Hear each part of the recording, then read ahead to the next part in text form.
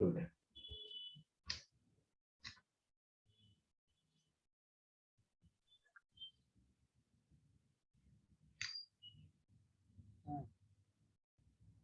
ये कौन है भाई? कर हर मैदान फतह, ये किस नाम से कौन है भाई? कर हर मैदान फतह, ये किस नाम से आ गया है भाई?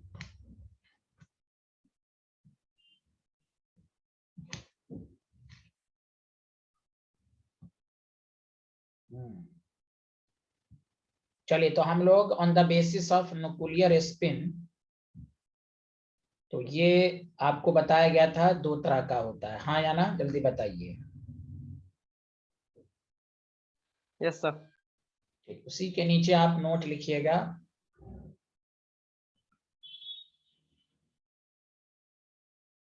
कि पहला पॉइंट ये लिखिएगा, ortho hydrogen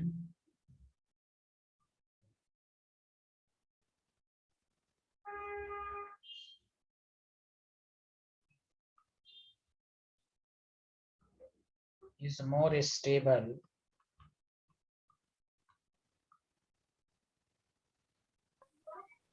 at room temperature।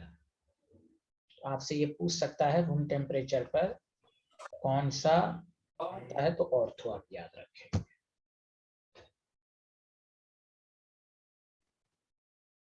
Para hydrogen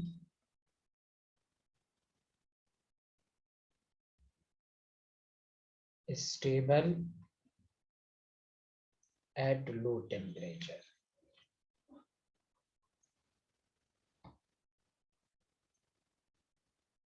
clear है स्टूडेंट? Yes sir. इससे ये बात साबित हुई कि as the temperature increases, percentage of ortho increase होगा। लो का मतलब यही हुआ कि रूम से भी लो है, but and percentage of para decrease होगा। समझ रहे हैं स्टूडेंट, हाँ या ना? जल्दी बताइए।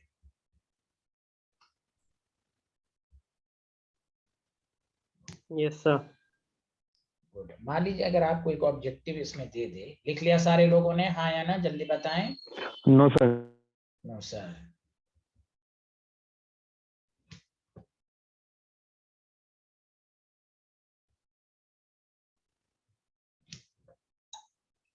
Done sir. Thank you.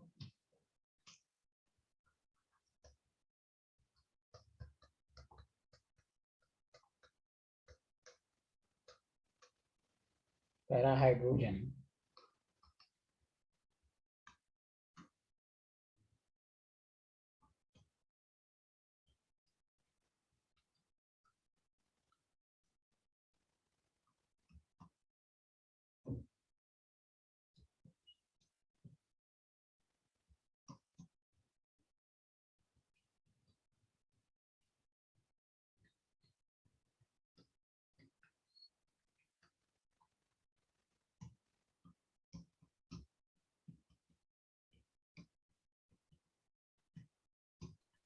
Which option is correct?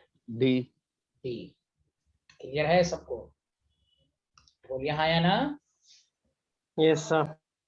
वही है कि अगर इनऑर्गेनिक सब पर आपका कमांड है तो देखिए, आपका टाइम बचाया, आप बस पढ़िए, एक एक स्टेटमेंट को पढ़िए और अपने जितना पढ़ाया जा रहा है एनसीईआरटी को भी पढ़िए, उससे आपको पढ़ने की आदत डलेगी। लिख लिया सारे लोग, हाँ या ना? Hello everyone. जी सर। एक स्पेशल टॉपिक डालिए हाइड्रोजन के बारे में, आइसोटोपिक इफेक्ट, ऑर्गेनिक में भी आएगा, काइनेटिक आइसोटोपिक इफेक्ट। ये ऑर्गेनिक में का भी सबसे इंपॉर्टेंट टॉपिक है, वहां वर्ड आता है काइनेटिक। तो नीचे मेरे साथ साथ लिखिएगा कि इन आइसोटोपिक इफेक्ट, आइसोटोपिक का मतलब वही है सेम एटॉमिक नंबर। इन आइसोटोपिक इफेक्ट मैक्सिमम चेंजिंग जो होता है ना वो फिजिकल और केमिकल प्रॉपर्टीज, फिजिकल प्रॉपर्टीज में भी होता है maximum changes occurs in physical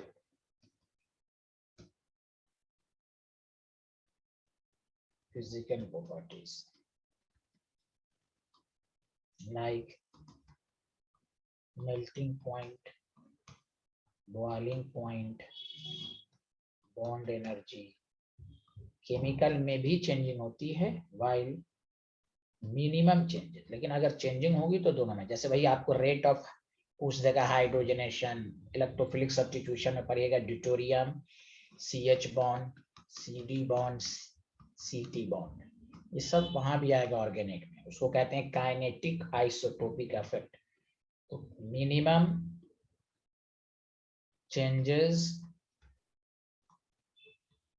occurs in chemical property, दोनों में चेंजिंग होंगी, ज्यादा फिजिकल में होगी,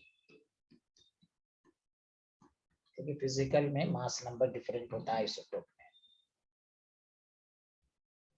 like state of chemical reaction ETC। समझ में आया आइसोटोपिक इफेक्ट का मतलब? हेलो एवरीवन,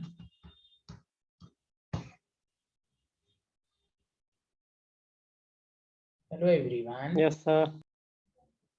सर ये Yes, sir. changes occur in physical properties like के बाद क्या लिखा है? Physical properties like melting point, boiling point, bond energy. Okay okay sir.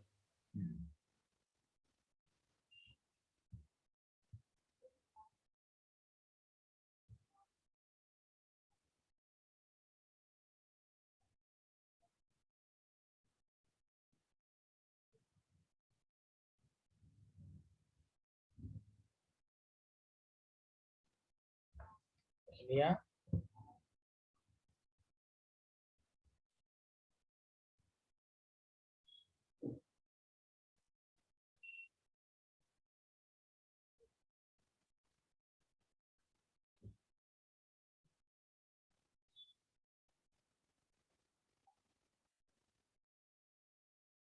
Hello everyone. Yes sir, लिख लिया। Yes, sir. अच्छा, अब एक इम्पॉर्टेंट गुफ्तगू ये है कि सर जब ये आइसोटोपिक इफेक्ट है तो जहां भी आइसोटोप पाया जाएगा वहां, अब इसके बारे में आपको नॉलेज रखना है। तो इसलिए ऑर्गेनिक में आइसोटोपिक इफेक्ट की बात होगी। This line is very important. तो ये लाइन जो मैं लिखा रहा हूं, आइसोटोपिक इफेक्ट। सर आइसोटोप तो नाइट्रोजन के भी हैं, आइसोटोप्स तो कार्बन के भी हैं, बहुत सारे एलिमेंट्स के हैं। तो केमिस्ट्री कहता है कि isotopic effect is found only in hydrogen. उसका रीजन है ओनली इन हाइड्रोजन आइसोटोप। सुना सारे लोग पहली बात? हेलो एवरीवन, अरे बोलो ना। Yes, sir. उसका रीजन है, मैं एग्जांपल देके समझाऊंगा। There is large difference in mass. देखिए लार्ज डिफरेंस इन मास कैसे सर? देखो इधर H11 है प्रोटियम, H21 है ड्यूटेरियम, H31 है ट्रिटियम। याद है सबको? बोलो hello. Yes, sir. Yes, sir. अच्छा बताओ, यहाँ से अगर हम हाइड्रोजन की जगह ड्यूटेरियम डाल दें तो मास नंबर 2 टाइम्स बढ़ रहा है? जल्दी बताओ हाँ या ना। Yes, sir. और Yes, sir. अगर हाँ देखते रहना, अभी रुक जाओ। अगर हम इस यहाँ तक करें तो 3 टाइम्स बढ़ रहा है। Yes, sir. लेकिन तुम खुद सोचो, नाइट्रोजन में 14.7 है मान लो, नाइट्रोजन में 15.7 है, इसमें क्या डबल का डिफरेंस? डबल है ये 14 से 15, double fractional No, change sir. है। No, sir. हाँ, इसीलिए ऑर्गेनिक में भी आइसोटोपिक इफेक्ट जो होता है वो सिर्फ हाइड्रोजन। भाई आइसोटोप तो हर जगह केमिस्ट्री में है भाई, इसी चैप्टर में क्यों आइसोटोपिक इफेक्ट है? उसका रीजन यही है कि हाइड्रोजन के आइसोटोप को चेंज करने से फिजिकली तो बहुत ज्यादा चेंज हो जाता है, लार्ज डिफरेंट। यही बात नहीं था कि H- की साइज बहुत बड़ी हो जाती, याद आया? Hello Yes, sir. यस। हाँ, क्योंकि इसमें इलेक्ट्रॉन डेंसिटी डबल बढ़ जाता है, और इतना बढ़ जाता है कि ये ब्रोमीन क्लोरीन से भी आगे हो जाता है, आयोडीन से छोटा होगा। तो लेकिन इतना बढ़ जाता है। वही हाल यहाँ पर भी है। इसलिए ऑर्गेनिक का मेन टॉपिक है kinetic isotopic effect, rate of chemical reaction किसमें फास्ट है। तो उसका रीजन यही है क्योंकि इसमें 3 टाइम्स होता है। बाकी में जैसे कार्बन का भी देख लो, कार्बन में तुम पढ़े होगे 14-6, 13-6 एंड 12-6। क्या यहां से यहां तक डबल का डिफरेंस है? नो, फ्रैक्शनल चेंज है, फ्रैक्शनल चेंज है, पॉइंट में चेंज आएगा। तो that the reason isotopic effect अगर पाया जाएगा, जैसे मान लो तुमसे कोई क्वेश्चन पूछते, मान लेते हैं कि एक क्वेश्चन के जरिए कि isotopic effect is found in, पहला ऑप्शन हाइड्रोजन, दूसरा ऑप्शन नाइट्रोजन, तीसरा ऑप्शन कार्बन, डी ऑल। बताओ किस में पाया जाएगा, जल्दी बोलो। ए हाइड्रोजन। Hydrogen sir. तो देखो ऑब्जेक्टिव से भी समझ में आ रहा है, तो इसीलिए ये सब याद रखना है कि आइसोटोपिक इफेक्ट यही क्यों है। उसका रीजन यही है कि large difference in mass. Hello everyone, जल्दी बताएं, आया समझ में? Yes sir. चलिए ये वाला स्लाइड लिख लिया था, ये तो हो ही गया था। चलिए लिखिए, आराम से म्यूट करें। ये बिहारी कौन है भाई, इसको रिमूव कर दूंगा मैं।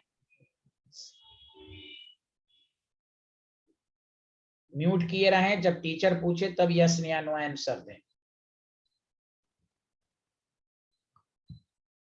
सर आइसोटोपिक इफेक्ट से पहले भी आपने कुछ लिखवाया था।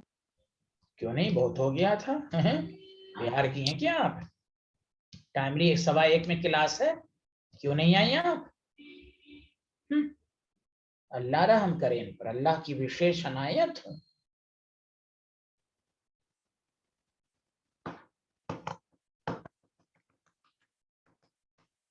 कोई डाउट आप लोगों को इसमें आइसोटोपिक इफेक्ट में? No sir. No. Thank you, लिख लिया। Yes sir.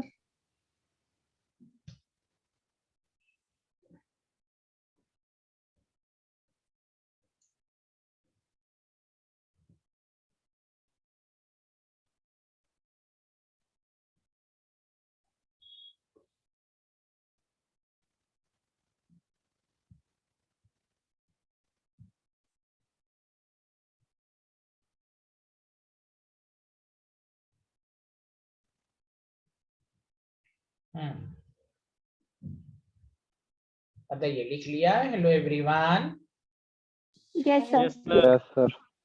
A lot of thanks. आप सुनिए,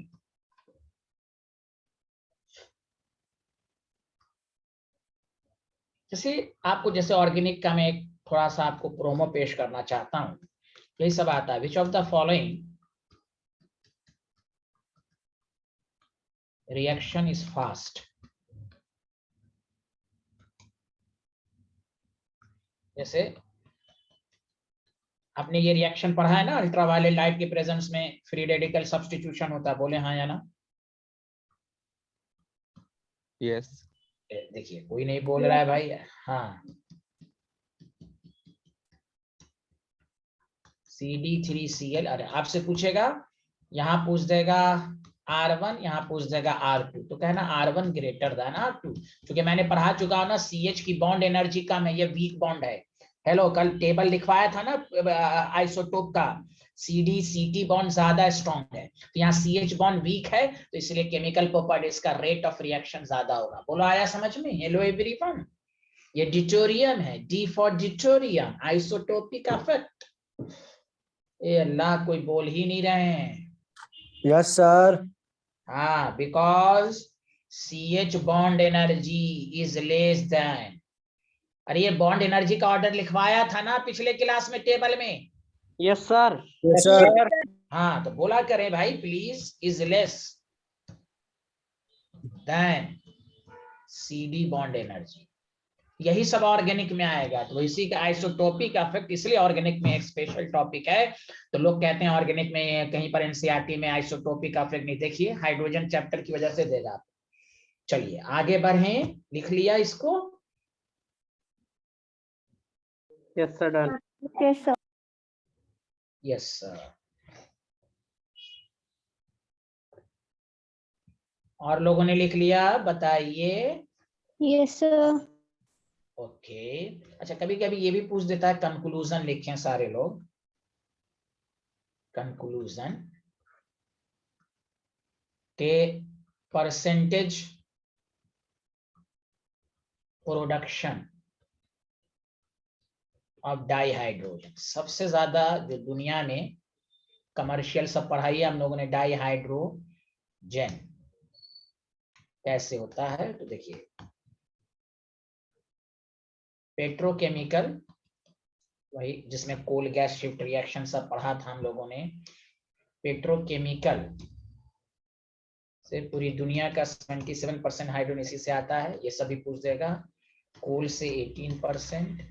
इलेक्ट्रोलिसिस ऑफ एक्वस सॉल्यूशन, जिसमें एक स्टूडेंट ने मुझे टोका था कि NaCl से भी बनता है।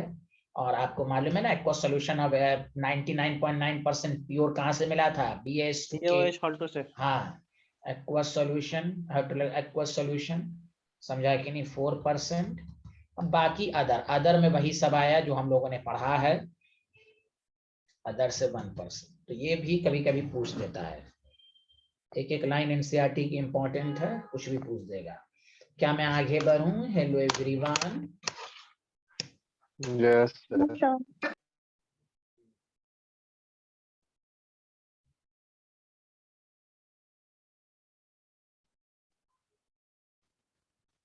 Completed everyone? सर ये क्या लिखा है? Yes, sir. Petrochemical yes sir. 77% ऊपर क्या लिखा है? पेट्रोकेमिकल इंडस्ट्री में सबसे ज्यादा हाइड्रोजन गैस प्रोड्यूस होता है। पेट्रोकेमिकल्स, केमिकल्स लिख लीजिए। समझ में बात आई? यस आगे बढ़ें। Yes sir. नेक्स्ट टॉपिक डालिए, यूज ऑफ डाईहाइड्रोजन। आपको एक एक टॉपिक अच्छे से आना चाहिए, सुना? Hello hello everyone. इनऑर्गेनिक में एक एक टॉपिक पढ़िए, इसलिए मैं तोड़ तोड़ के पढ़ा रहा हूँ एक एक घंटा, कि उस बीच में आप नोट्स को भी पढ़ें और NCERT को भी पढ़ लें, कि आपको हल्का लगेगा। एक पेज 2 पेज पढ़ने में कोई टाइम नहीं लगता। पहला, मैन्युफैक्चर ऑफ, आपको मालूम है अमोनिया बनाने में, बहुत सारे हाइड्रोकार्बन बनाने में, मेथेनॉल, मेटल हाइड्राइड भी इसी से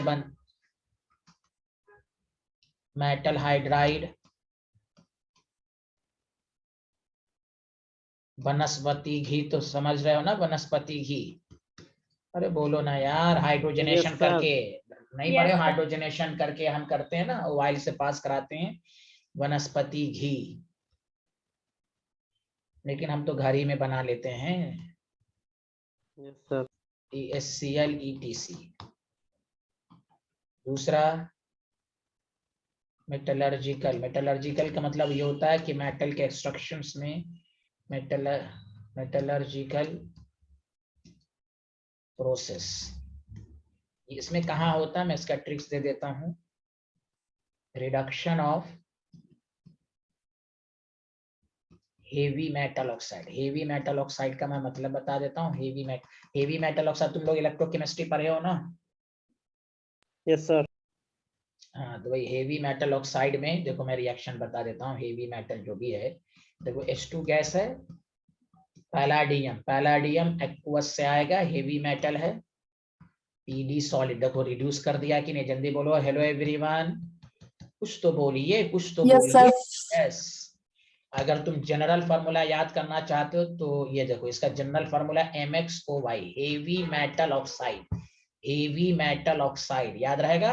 हेवी मेटल ऑक्साइड को देखो मेटल में, तो वही है ना एक्सट्रैक्ट, मेटलर्जिकल प्रोसेस जो मेटलर्जी में पढ़ाऊंगा, उससे भी मकसद यही होता है ना, हमें मेटल मिले। देखो प्योर मेटल मिल गया रिडक्शन प्रोसेस से, लेकिन this is applicable only for heavy metal oxide। A2H2 reduces some metal ion aqueous solution। तो यही जो ऑक्साइड होता है aqueous solution से आता है, उसको रिड्यूस कर देता है। हेवी मेटल सोडियम वगैरह को क्यों नहीं करता? Sodium themselves stronger reducing agent है, उससे वो पापा है, पापा। H2 है बेटा। अरे बोलो ना हेलो एवरीवन। ये हेवी मेटल को ही करेगा, या लेस एक्टिव मेटल, ये भी लिख सकते हो, लेस एक्टिव मेटल को ही रिड्यूस करेगा। Hello everyone, Yes, sir.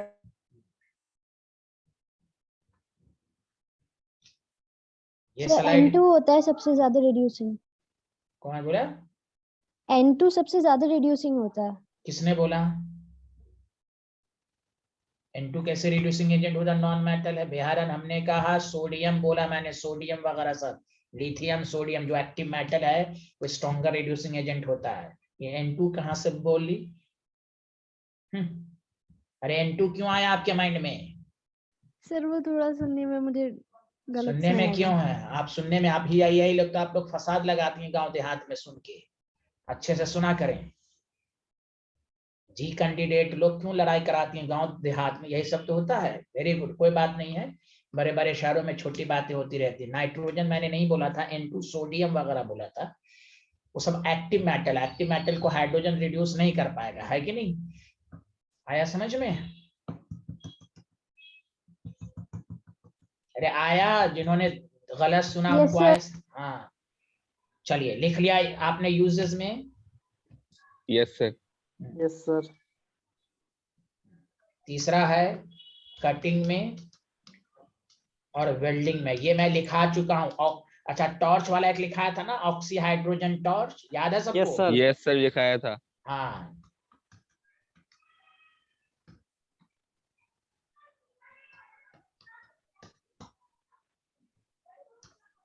D rocket fuel में भी इस्तेमाल होता है। और तुम इलेक्ट्रोकेमिस्ट्री में पढ़े होगे, रिड्यूस सिलेबस में था, लेकिन जो पिछले साल मुझसे पढ़े थे ये शायद मैं पढ़ा चुका था उनको। उसके बाद रिड्यूस सिलेबस आया था फ्यूल सेल, जिस पर अब तक Yes, दुनिया, sir. हाँ, कार वगैरह इसी पर चलेगी। मुस्तकबिल में पानी H2O2 के फ्यूल सेल से एनर्जी देगा वो। इलेक्ट्रिकल कार तो अब आ ही रही है धीरे धीरे। हाँ, यहाँ देखें।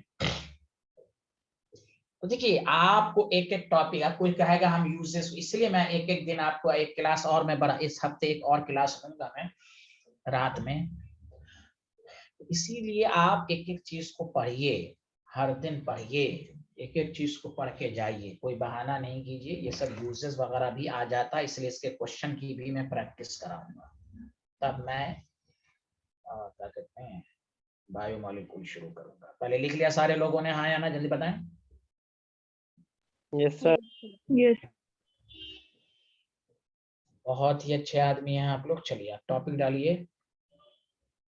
ये सारी बातें थी। अब लिखिए वाटर। अब वाटर के बारे में पढ़ना है आपको।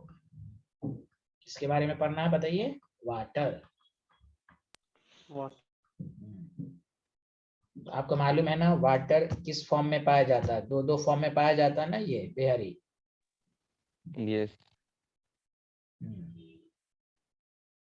तो लिखिएगा the crystalline form water is, the crystalline form of water is called ice. Chemistry में आइस के दो स्ट्रक्चर हैं। अभी आइस के बारे में आप केमिकल बॉन्ड में भी पढ़िएगा जब मैं हाइड्रोजन बॉन्ड पढ़ाऊंगा। अभी भी कुछ मैं पढ़ाऊंगा। लिख लिया सारे लोगों ने? The crystalline form of water is ice.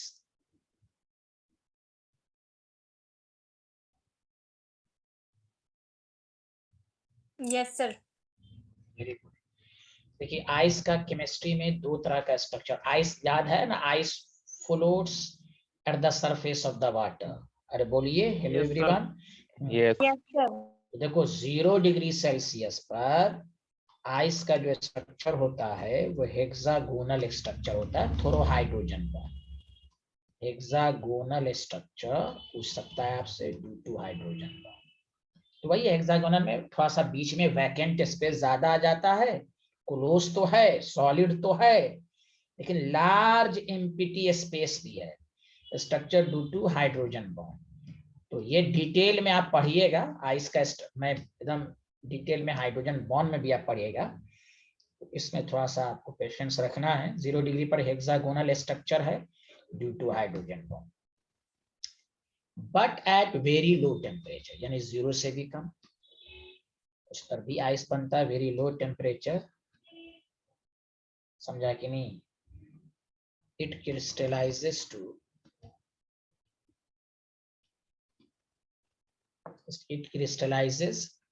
to form cubic crystallizes to cubic form। तो लो टेम्परेचर पर क्यूबिक फॉर्म में होता है और 0 डिग्री पर आपको बताया गया हेक्सागोनल स्ट्रक्चर। समझ में बात आ रही है? Hello everyone. Yes sir. तो एक दफा और 0 डिग्री पर आइस का कौन सा स्ट्रक्चर होता है बोलिए? हेक्सागोनल। Hexagonal structure. समझा कि नहीं? तो भाई उसे और वेरी लो टेम्परेचर पर क्या होता है? कौन बोल रही है भाई? आवाज साफ नहीं आ रही। Cubic form. Cubic form. ठीक, आगे बढ़े, जल्दी बताइए। बाकी हम इसका हम आइस के बारे में केमिकल बॉन्ड में भी अच्छे से आएगा, इंट्रोपी वगैरह 0 डिग्री 0। अरे कौन बोल रही है भाई? आवाज साफ नहीं है, मत बोलिए। लिख लिया सारे लोगों ने? No sir.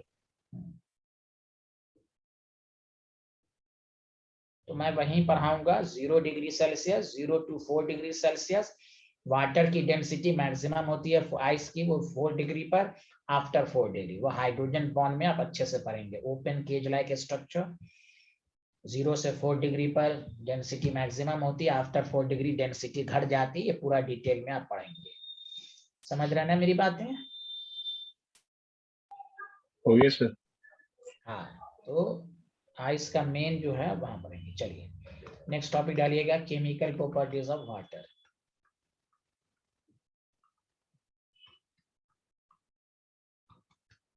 बताइए। पहली बात, ये एम्फोटेरिक होता है। हम लोग कहते हैं न्यूट्रल होता है, गलत है। वाटर में H+ भी आता है, वो H- भी आता है। कहीं पर ये एसिडिक होता है, कहीं पर ये बेसिक होता है। वो न्यूट्रल हम लोग बोल देते हैं, बेसिकली ये कौन सा नेचर होता है? जल्दी बताइए। एम्फोटेरिक। अरे बोलिए ना। हाँ, मतलब ये हुआ कि it acts as acid as well as base.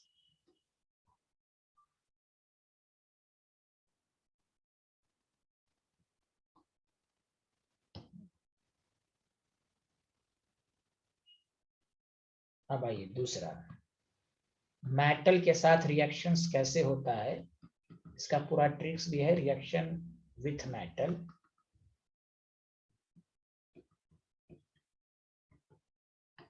तो देखिए, मेटल है आपके पास, वो मेटल वाटर के साथ रिएक्शन करेगा। याद रखिए, reactivity more than hydrogen. Reactivity जल्दी बताइए। वो metal reactivity more than hydrogen. जो हाइड्रोजन से ज्यादा रिएक्टिव हो, वो वाटर के साथ जब रिएक्ट करता है तो आपको मालूम है मेटल हाइड्रोक्साइड बनाएगा और हाइड्रोजन गैस भी रिलीज करेगा। कुछ तो बोलिए।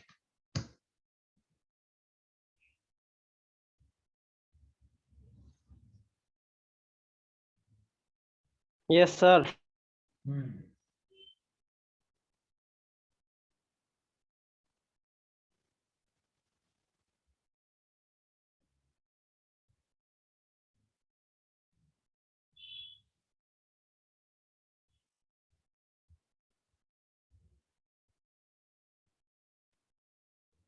ये लिख लिया तो बताइएगा। जी सर। हो गया। Very good.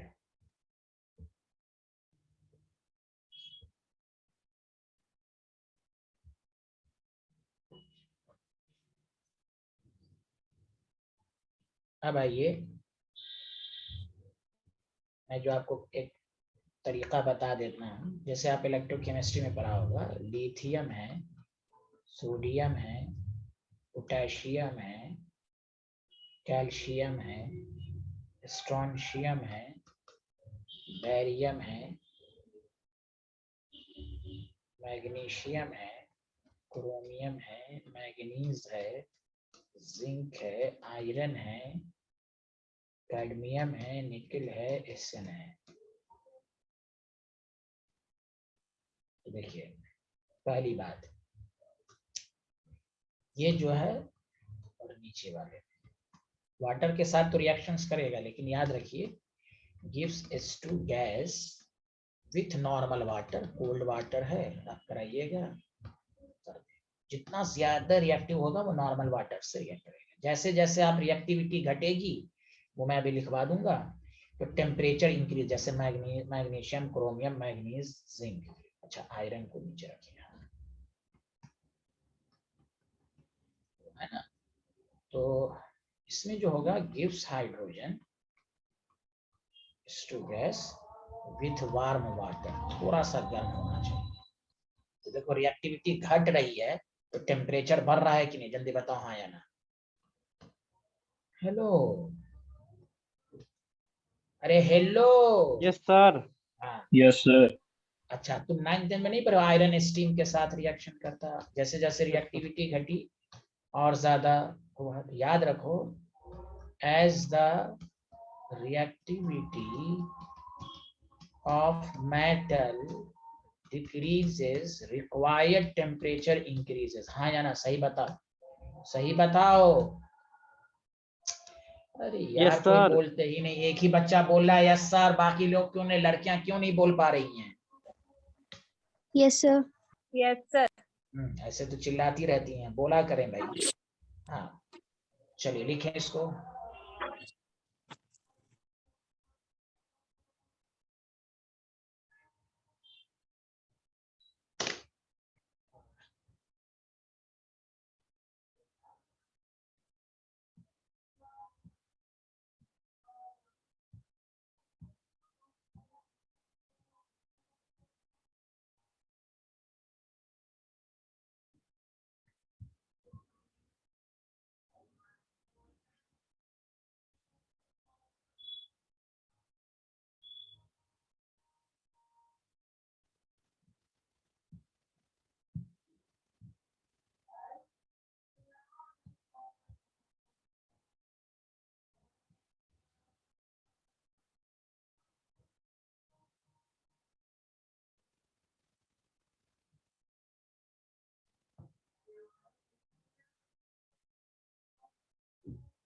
Done, sir. Has everyone completed? नहीं yes sir. Sir. Yes sir.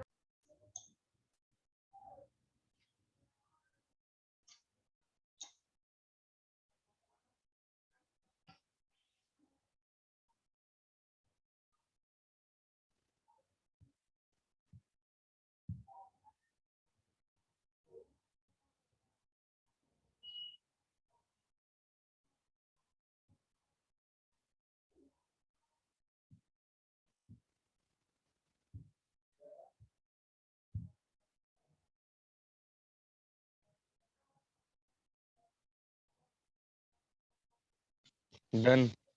Done, everyone done? Yes sir. अच्छा, उसी तरह बेरिलियम का नाम सुना होगा, एल्यूमिनियम Pb। देखिए, do not react with water after some time, do not react with water, but after some time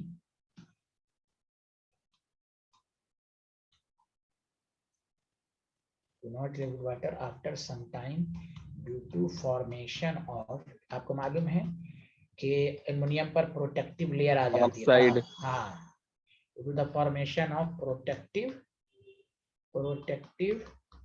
layer of their more stable oxide, they are more, ऐसे ये सब ग्रुप 13 में भी आएगा, due to they are more stable। चूंकि chapter ऐसा कि सबका कॉम्बिनेशन है more stable, कुछ नॉलेज जो है इस ब्लॉक में भी आएगा, कुछ पी ब्लॉक में भी वाटर का बातें आएंगी, समझ रहे हैं ना आप?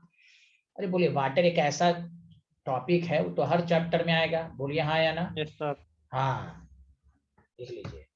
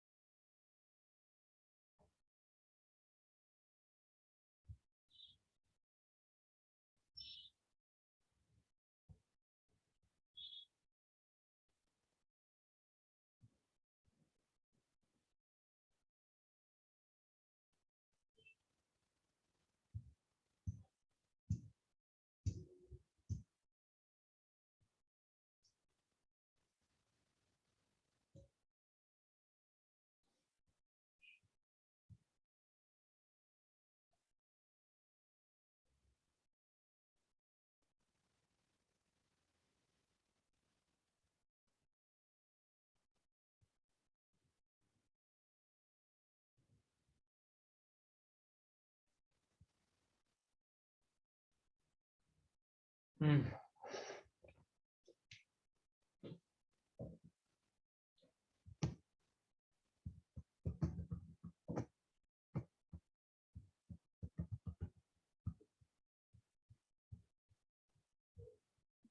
लिख लिया? यस बाकी Yes, लोगों sir. हम्म,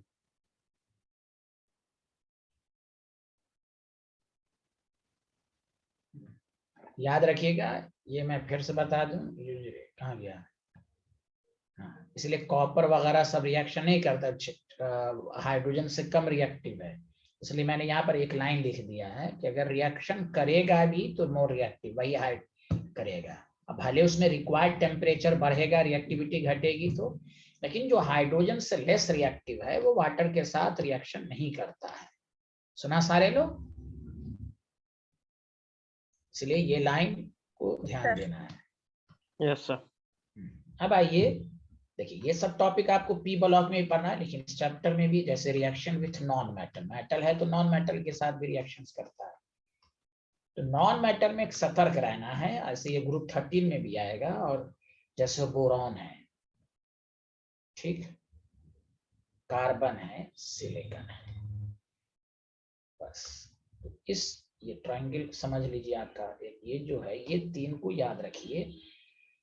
बोरॉन का भी स्ट्रक्चर आप पढ़िएगा, आइसोकोहेड्रल स्ट्रक्चर, इसका भी 3D जो ये है नॉन मेटल। जैसे आप पढ़िएगा मेटल और नॉन मेटल में किसकी मेल्टिंग पॉइंट ज्यादा होती है, तो ये नहीं रखना चाहिए कि मेटल की होती है, क्योंकि आप 12th में पढ़ चुके हैं कि 4 तरह का सॉलिड होता है, molecular solid, covalent solid, metallic solid, आयनिक सॉलिड। पढ़ा है कि नहीं? जल्दी बताइए। हाँ, यस सर। Yes sir. सबसे ज्यादा जो मेल्टिंग पॉइंट होता है वो कोवैलेंट नेटवर्क फॉर्म, जिसमें नेटवर्क फॉर्म होगा वो मेटल से भी ज्यादा होगा मेल्टिंग पॉइंट। Yes, इसलिए sir. कोई ये 9th 10th में जो लिखा हुआ था उसमें कॉन्ट्रेडिक्ट, वो गलत था, वो 9th 10th के लिहाज से हो सकता है, लेकिन अभी कोई आपसे पूछे कि मेटल नॉन मेटल में मेल्टिंग पॉइंट, कि मेटल का भी ज्यादा हो सकता है, नॉन मेटल का भी ज्यादा हो सकता है, ये नहीं कि मेटल का ही हमेशा ज्यादा होगा। अगर नॉन मेटल के पास 3 डायमेंशनल नेटवर्क स्ट्रक्चर है तो उसकी मेल्टिंग पॉइंट ज्यादा होगी। तो बोरॉन, कार्बन का डायमंड फॉर्म या ग्रेफाइट फॉर्म, सिलिकॉन का भी 3 डायमेंशनल स्ट्रक्चर होता है। तो देखिए मैं यहाँ पर लिखता हूँ 3D network structure, network structure की वजह से ये वाटर के साथ रिएक्शंस करता ही नहीं है। Do not react with water. सुना सारे लोग? हाँ या ना? Hello everyone. Yes, sir. कोई बोल ही नहीं रहा है भाई, आया समझ में? Yes, yes sir. सर। अब आइए वो नॉन मेटल जिसमें मल्टीपल बॉन्ड है, N2 एंड O2। अब जानते हैं नाइट्रोजन, नाइट्रोजन में ट्रिपल बॉन्ड, ऑक्सीजन में डबल बॉन्ड, इसका मल्टीपल बॉन्ड की ऐसे बॉन्ड एनर्जी बहुत हाई है। और वही नाइट्रोजन में P4 में भी बहुत ज्यादा स्ट्रॉन्ग सिग्मा बॉन्ड है। पढ़ा है कि नहीं? जल्दी बोलिए। Yes sir. और हाँ, ये सब ट्रिक सब याद रखिए कि ये भी इसमें क्या है, मोर देन 1 सिग्मा बॉन्ड है, मोर देन 1 सिग्मा बॉन्ड। ये सब ट्रिक सब याद रखिए। तो ये जितने हैं ये भी रिएक्ट नहीं करेगा। तो ये एरो बता दिया, ये भी रिएक्ट नहीं करेगा, ये भी नहीं रिएक्ट करेगा। समझ में आ गया स्टाइल? अरे बोलो हेलो एवरीवन। अरे गुंडे लोग बोलो ना यार, यस या नो? Yes sir. हाँ yes sir. Yes sir. Yes हाँ, अब 17 में Yes. F2, हाँ Cl2 है, ये तो तुम 12th में भी पढ़े हो। Br2 है और I2, यही रिएक्शन करता है, क्योंकि सिंगल बॉन्ड है इस सब में और एक ही बॉन्ड है। तो ये जो है आप पढ़िएगा रिएक्शन पी ब्लॉक में भी, रिएक्ट्स विथ वाटर, ये रिएक्ट करेगा, रिएक्ट्स विथ वाटर, ये तो रिएक्ट करेगा। ये जो बिहारी है ना I2, नॉन स्पॉन्टेनियस प्रोसेस होता है, do not react at room temperature. ये डू नॉट, ये आपको मैंने 12th के भी पी ब्लॉक में पढ़ाया है, do not reacts with water at RT। RT का full form room temperature. Sir ये फास्फोरस के बाद क्या है? ये है S8।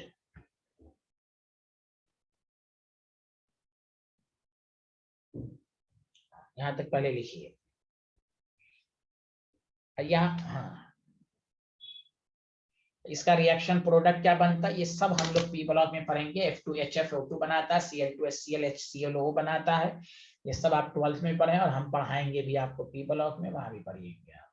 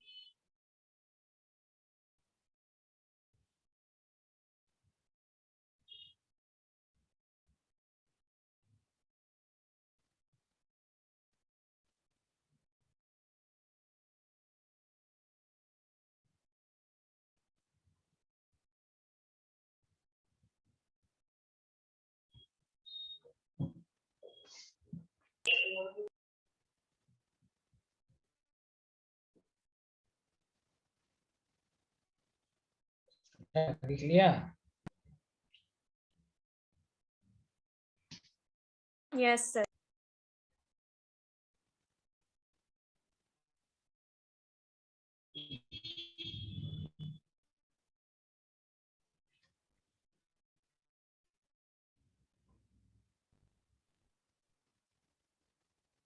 चलिए अब आइए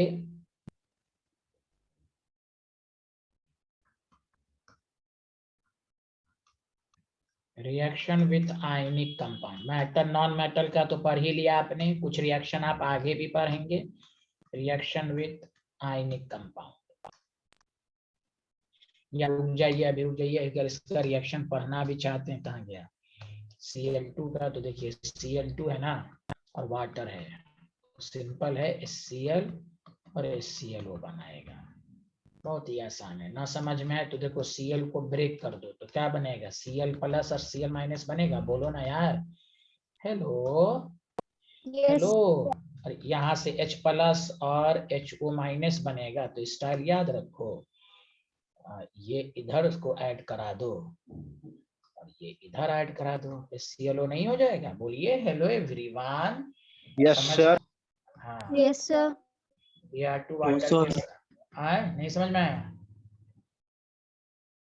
क्या बोल रहा है नो सर? किसने बोला नो सर? नहीं आया? अरे बोलना रे, मैं समझाऊंगा ना, किसको नहीं आया बोलो। सर आ गया है। अच्छा ठीक।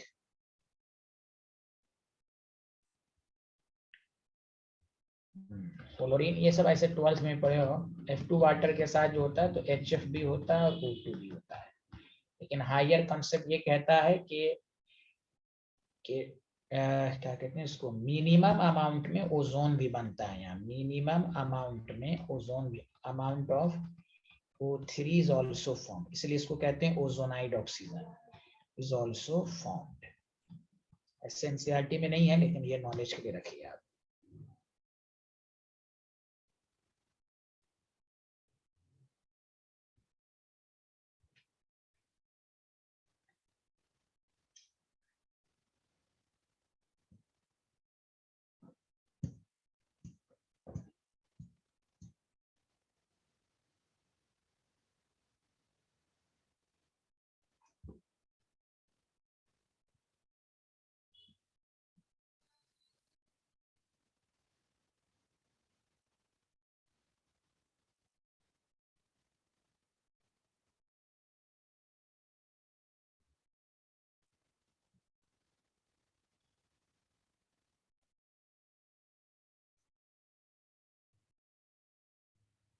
Sir minimum amount of O3 ozone is also formed। लिख लिया? जल्दी लोग बताइए hello everyone. Yes sir. Yes sir. Yes, sir. Yes sir. Very good. देखिए reaction of ionic compound with water.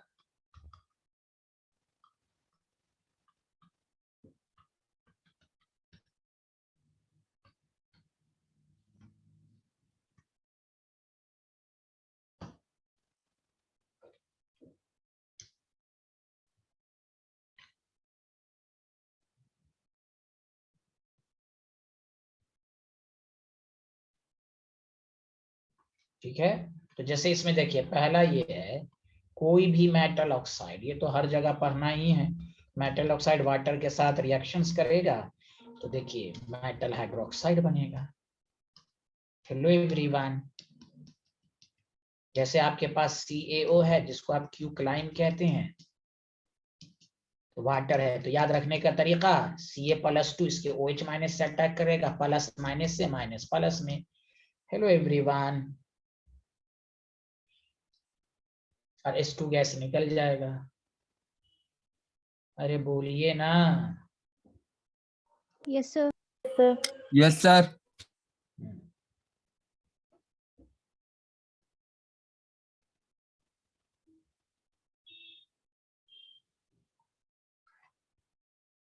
लिख लिया।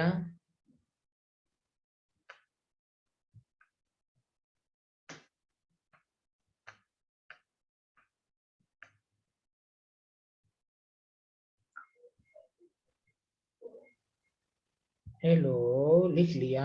Yes sir. Yes yes sir. Sir. याद रखिए मेटल सल्फाइड, मेटल सल्फाइड जब वाटर के साथ रिएक्शंस करेगा, और मैं आपको बताऊंगा केमिस्ट्री में मेटल सल्फाइड सोलुबल होते हैं, ये सब भी ट्रिक्स दूंगा केमिकल बॉन्ड में। वाटर के साथ जब रिएक्शन होगा तो मेटल हाइड्रोक्साइड बनेगा, मेटल हाइड्रोक्साइड जनरली इनसोलुबल होता है। ये सब का ट्रिक्स आपको, इसी को सॉल्ट एनालिसिस का नाम सुना है ना आपने, इनसोलुबल। Yes, sir. हाँ, ये इनसोलुबल होगा, प्लस H2S गैस होगा। जैसे मिसाल के तौर पर मैग्नीशियम सल्फाइड है, इसका Mg इसके OH माइनस से रिएक्शन कर लेगा और इसका H+ हाइड्रोजन सल्फर से करेगा, H2S बना लेगा। ये इनसोलुबल होता है। तो कौन हाइड्रोक्साइड इनसोलुबल होता है, इस सब का याद रखने का तरीका है, वो भी केमिकल बॉन्ड में आएगा आपका। लिख लिया, आगे बढ़ें। Yes, sir. No sir.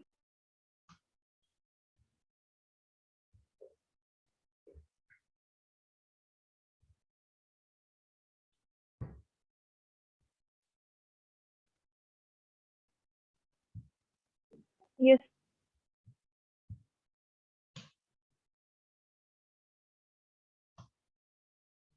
अब आइए मेटल नाइट्राइड, मेटल नाइट्राइड जब वाटर के साथ रिएक्शन करेगा, सब याद रखिए मेटल हाइड्रोक्साइड ही बनेगा।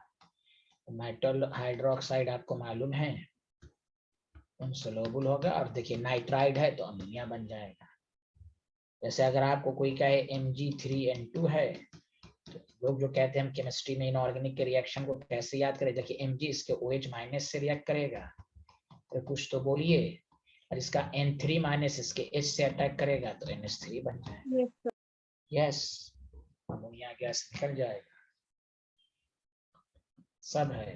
मेटल, कोई कहे मेटल फॉस्फाइड है, सर क्या प्रोडक्ट बनेगा, मेटल फॉस्फाइड है, सब में मेटल हाइड्रोक्साइड बनेगा। अरे बोलिए ना, आयनिक कंपाउंड जब भी वाटर के साथ रिएक्शन करेगा तो मेटल हाइड्रोक्साइड बनेगा, फॉस्फाइड है तो फॉस्फीन बन जाएगा, फॉस्फीन बन जाएगा। This is style. अब कोई कहेगा सर Ca3P2 था, हमसे क्वेश्चन ना बना। अरे पगला दीवाना, क्यों नहीं बना, देखना देखना, फॉस्फीन बना कि नहीं, बोलो।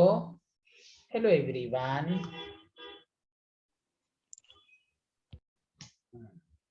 कोई कहेगा सर Al-P का नहीं बना हमसे, है ना, तो क्यों नहीं बना, AlOH3 है, फॉस्फीन बन गया। This is style.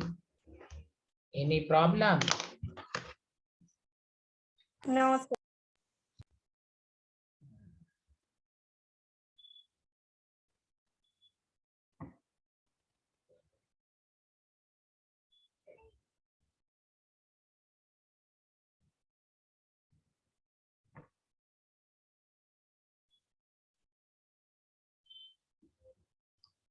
हेलो, लिख लिया?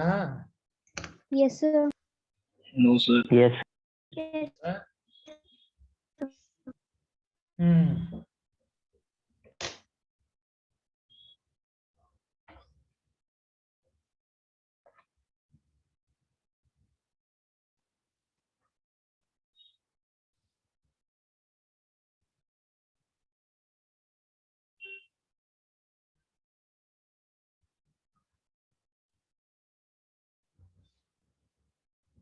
सर हो गया। Yeah. Good.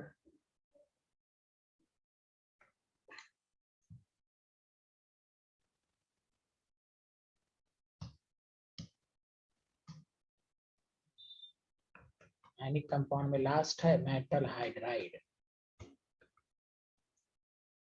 मेटल हाइड्राइड जब वाटर के साथ रिएक्शंस करेगा तो ऑब्वियसली मेटल हाइड्रोक्साइड तो सब में बनेगा, और वही है कि हाइड्रोजन गैस लिबरेट होगा। ये भी हाइड्रोजन का बनाने का मेथड है। तो CaH2 है प्लस वाटर है, तो देखिए CaOH2 हो जाएगा।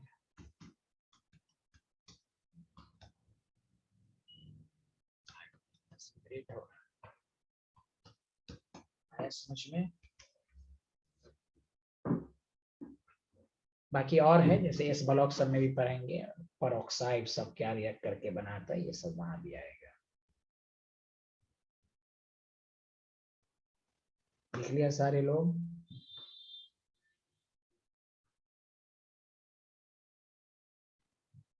Yes sir. इसमें एक इम्पोर्टेंट याद रखना है, आगे बढ़ें।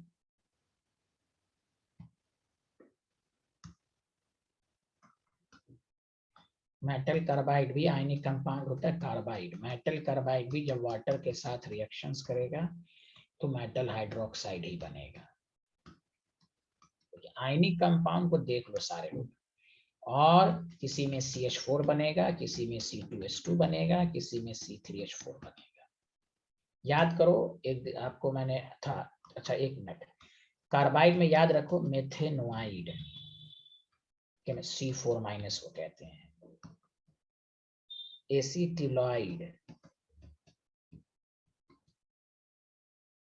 इसको हम C2 माइनस कहते हैं।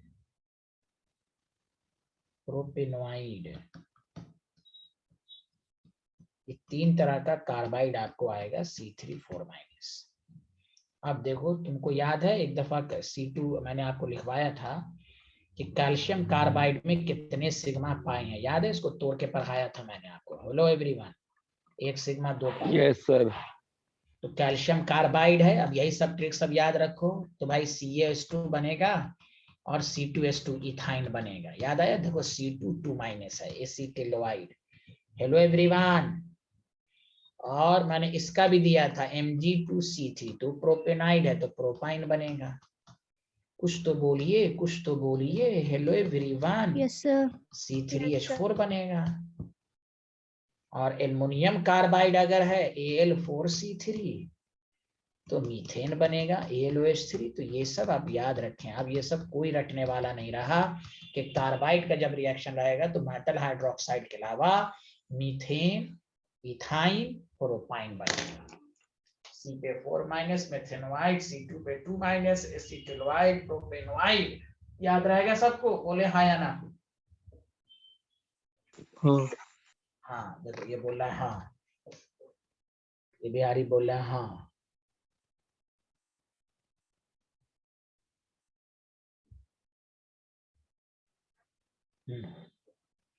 गुड।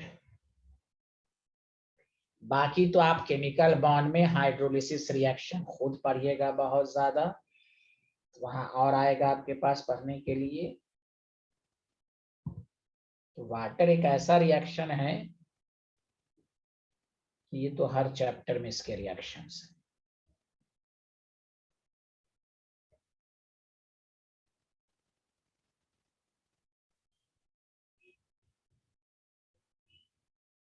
चलिए, ये लिख लिया आपने?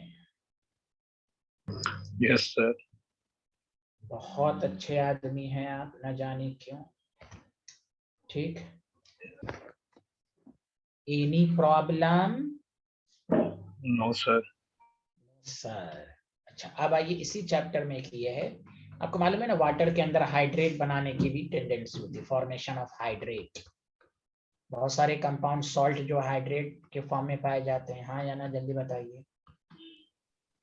जैसे आपके पास है LiCl, पढ़िएगा इस ब्लॉक में। BaO2 है, ये सब है वाटर के अंदर। अच्छा, इसमें एक सबसे इम्पोर्टेंट है और ये कंपटीशन में बहुत दफा पूछा जा चुका है, इधर सुने सारे लोग। CuSO4 ब्लू विट्रॉल पढ़ा होगा आपने, अरे उस दिन पढ़ा था ना आपने ब्लू विट्रॉल। Yes sir. अरे यार Yes, कोई sir. हाँ, अब सुने, इधर सुनिए। चूंकि आप 12th पास हैं तो सबसे पहला क्वेश्चन जो अब तक आता है, और से सुनिए, इधर सुनिए। Actual number of water crystallization, सुने, ये दिखने में 5 है, ये 5 नहीं है, इसमें एक ही है वाटर। ये देखो इसको कैसे लिखोगे, Cu कॉम्प्लेक्स कंपाउंड बनाता है वाटर, 4 वाटर लीगेंड्स के फॉर्म में होता है, एक SO4 अब .H2। पहला क्वेश्चन कि CuSO4.5H2 में how many actual number of the water crystallization, तो आप कहेंगे 1, एक ही वाटर है। ये पूरा मिला के मॉलिक्यूलर फार्मूला है, समझा के नहीं, इसको लिखा जाता है इस तरह। और आप पढ़िएगा भी कोऑर्डिनेशन कंपाउंड में कि Cu+2 में देखो यहाँ वाटर लीगेंड की तरह काम कर रहा है। हेलो एवरीवन, समझ में आ रहा है? Yes sir. यस। और Cu+2 कैसा है, देखो SO4 -U, तो मैं पढ़ाऊंगा भी आपको। Cu+2 का कोऑर्डिनेशन नंबर 4 होता है। तो देखो 4 लीगेंड्स हैं, लीगेंड्स का नाम सुना होगा आपने, SO4। अब इसमें दूसरा क्वेश्चन जो पूछा जाता है, पहली बार इसमें कोवैलेंट बॉन्ड भी है, तो देखने में ही लग रहा है। आयनिक बॉन्ड भी है, क्यों, देखो इस पूरे पर +2, SO4 पे 2-। आयनिक बॉन्ड भी है इसमें, देखो इधर Cu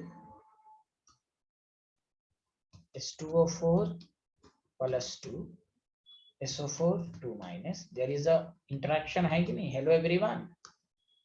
और कोऑर्डिनेट बॉन्ड भी है, कोऑर्डिनेट बॉन्ड भी है लिगेंड की वजह से। चौथा हाइड्रोजन बॉन्ड भी है, कोई बोल ही नहीं रहे हैं। Hello, Yes. है ना, वाटर के साथ होगा ना, इसका H उसका O, वाटर। तो ये एक तो CuSO4, ये NCERT के इंटेक्स का क्वेश्चन है हाइड्रोजन चैप्टर का।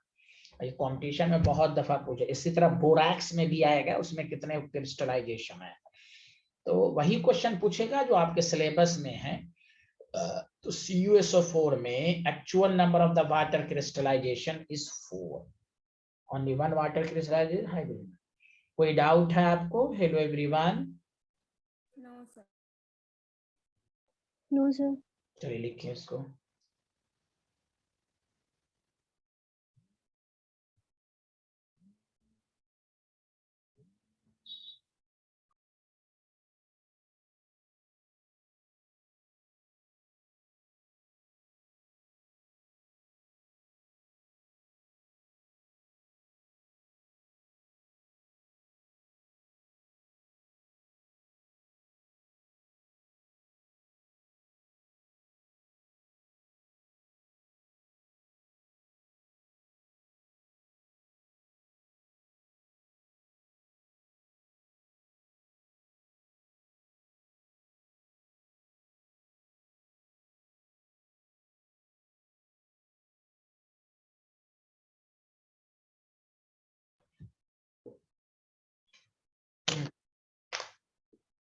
बोलिए, लिख लिया?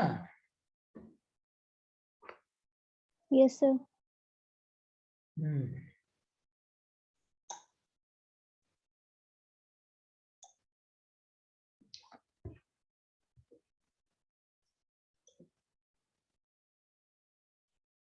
सारे लोगों ने लिख लिया? जल्दी बताइए। Hello everyone. Yes sir. Thank you.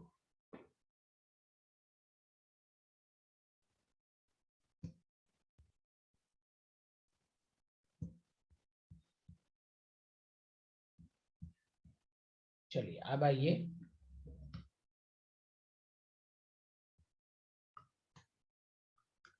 Types of water.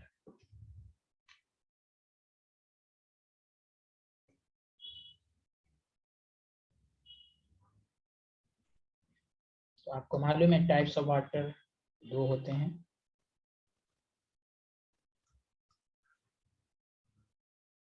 एक सॉफ्ट वाटर होता है,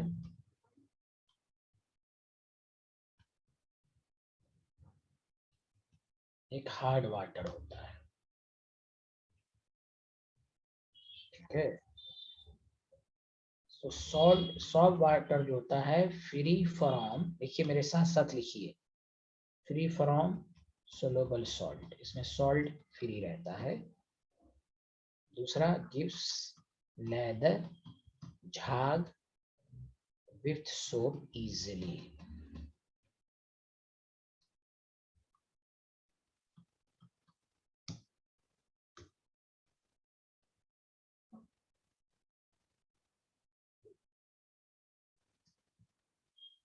ठीक है, ये है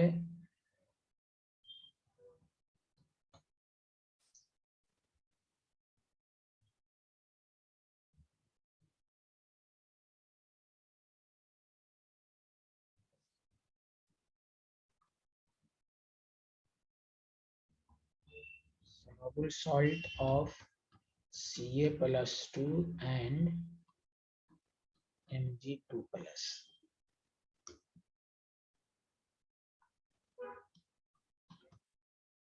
Do not give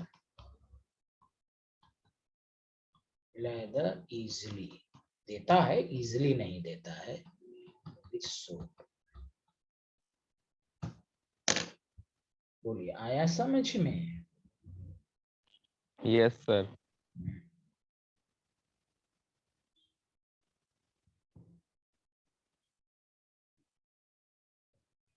उसका रीजन यही है, झाग आसानी से ना देने का रीजन यही है। जैसे आप केमिस्ट्री में एवरीडे लाइफ में पढ़ा होगा या 9th में पढ़ा होगा, सोप का फार्मूला होता है ना C17H35 Guna sodium salt of carboxylic acid होता है, और M2+, कौन है इसमें? कैल्शियम या मैग्नीशियम है। समझा कि नहीं? तो वही है कि ये सोप हो गया, यही मेटल के साथ रिएक्शन करके स्कम बना लेता है उसके सरफेस पर, तो इसीलिए झाग आसानी से प्रोड्यूस्ड नहीं कर पाता। H35 COO2M, this is called scum, इसीलिए ये आसानी से, और बोलिए ना, लेदर प्रोड्यूस नहीं कर पाता। समझा कि नहीं?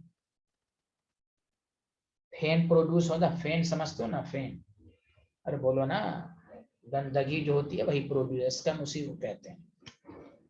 कोई बोल ही नहीं रहा हो यार, कुछ तो बोलो। Yes sir.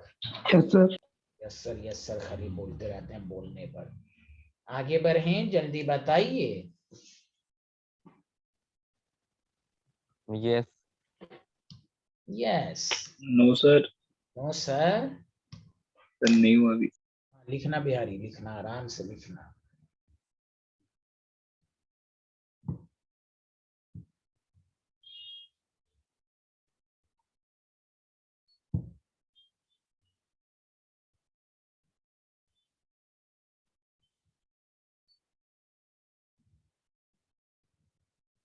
सर ये स्कम के बाद प्लस Na क्या लिखा है? +2 Na+, ये है ना, Na रिप्लेस हो जाएगा ना ये वाला। हो गया सर। ठीक, अब आपको मालूम है कि ये कौन पानी बेच रहा है रे? बंद करना, पानी, गंदा पानी पीता है पानी। अब हार्डनेस जो होता है वाटर का, वो दो तरह का होता है। एक क्या होता है बताओ? Temporary hardness. दूसरा परमानेंट। बहुत अच्छे आदमी हैं आप, चलिए जल्दी जल्दी लिखिए, सबको समझने में कोई टाइम नहीं लगेगा। परमानेंट हार्डनेस, यही एक टॉपिक है उसके बाद फिर STO2 जो खत्म हो जाएगा बस। तो परमानेंट हार्डनेस जो होता है due to soluble impurities of bicarbonate, soluble impurities of bicarbonates of calcium and magnesium। Permanent hardness है due to soluble impurities of chloride, sulfate of calcium and magnesium.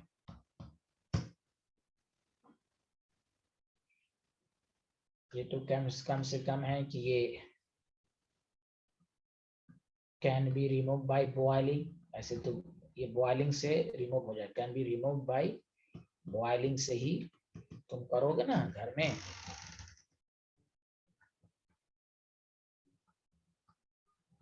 can't be removed by boiling, ये boiling से permanent hardness तो कभी भी remove नहीं होगा। समझ में बात आई? हेलो एवरीवन,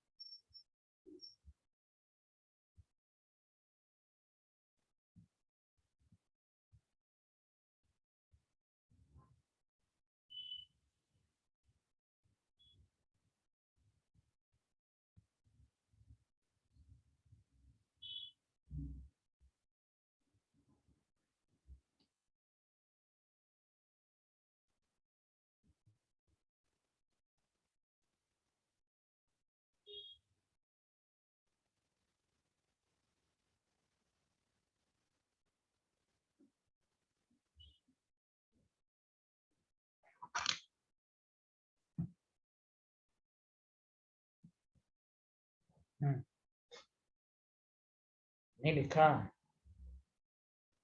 लिख लिया सर। चलिए